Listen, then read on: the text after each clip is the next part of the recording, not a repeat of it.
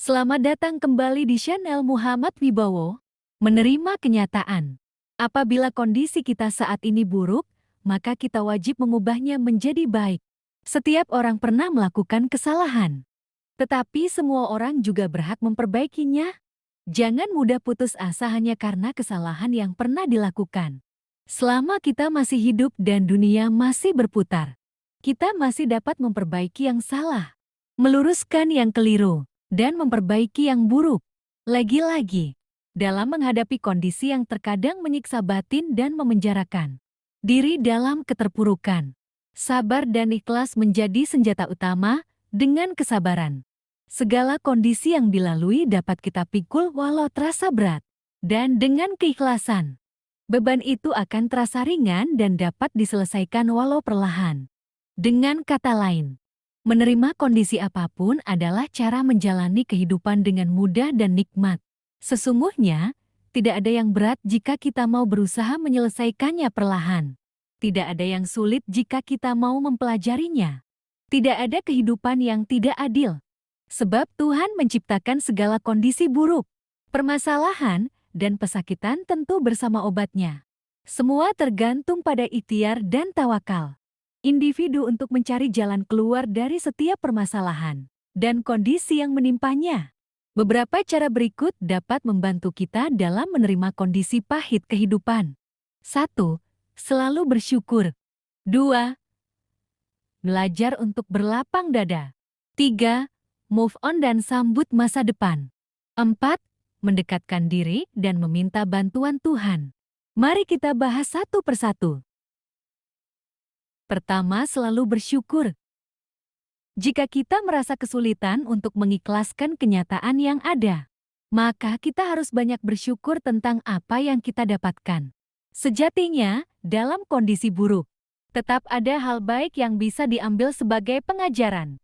Jika kita hanya melihat orang-orang yang lebih beruntung, tentu kita tidak akan dapat menerima kenyataan. Namun, jika kita melihat orang yang lebih menderita, barulah kita dapat mensyukuri apa yang kita miliki. Bersyukur atas nikmat dan karunia Tuhan dapat memperlancar segala urusan kita. Bila kita melakukan kesalahan atau gagal, anggaplah bahwa itu bukan rezeki kita. Jika hati merasa ikhlas, maka kehidupan tidak akan terasa begitu pahit dan menyedihkan. Setiap orang pernah melakukan kesalahan, tetapi semua orang juga berhak memperbaikinya. Kedua, belajar untuk berlapang dada.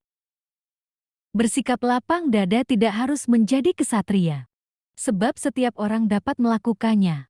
Hanya saja, terkadang hati kita terlalu sombong dan angkuh untuk menolaknya.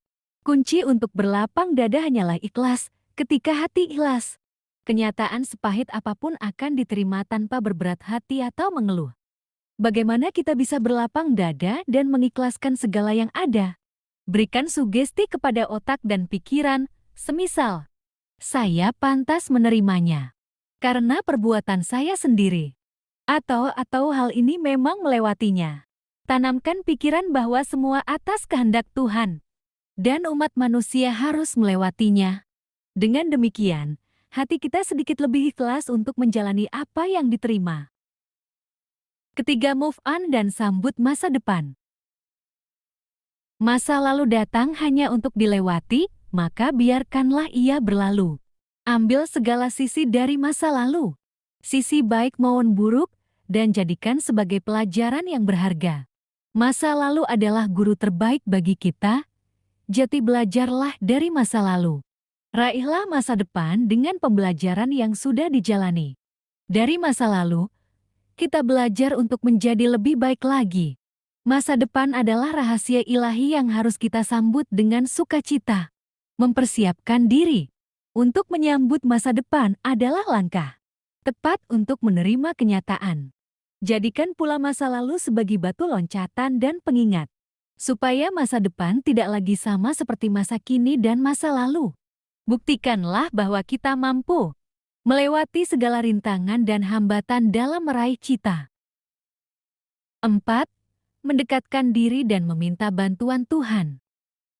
Jika segala cara telah kita lakukan, Tetapi kita masih merasakan pahit akibat tidak bisa menerima kenyataan. Maka dekatkanlah diri kita dan mintalah bantuan kepada Tuhan. Mungkin beban dan derita yang kita alami merupakan bentuk kasih Tuhan agar hamba-Nya senantiasa mengingatnya. Bukankah Tuhan sandaran manusia ketika terpuruk? Dan segala sesuatu di dunia sudah ditentukan Tuhan? Oleh karena itu, jangan khawatir jika kita terpuruk, gagal, sedih, dan lemah. Selama kita masih punya Tuhan dan hati kita masih mengimaninya, percayakan segalanya kepada Tuhan. Ikutilah berbagai kegiatan keagamaan dan menanggapi masalah yang sedang terjadi. Kita boleh lelah, tapi bukan mengalah, bukan pula pasrah dan menyerah. Mungkin Tuhan ingin kita berserah dan kembali menyembah. Sebab manusia seringkali lalai karena kebanyakan santai, hingga lupa bahwa hidup penuh dengan liku-liku dan ujian. Ketahuilah, ujian kehidupan merupakan cara Tuhan untuk meningkatkan derajat umat-Nya. Terima kasih sudah mendengarkan motivasi ini. Motivasi untuk kita renungkan dan belajar bersama-sama.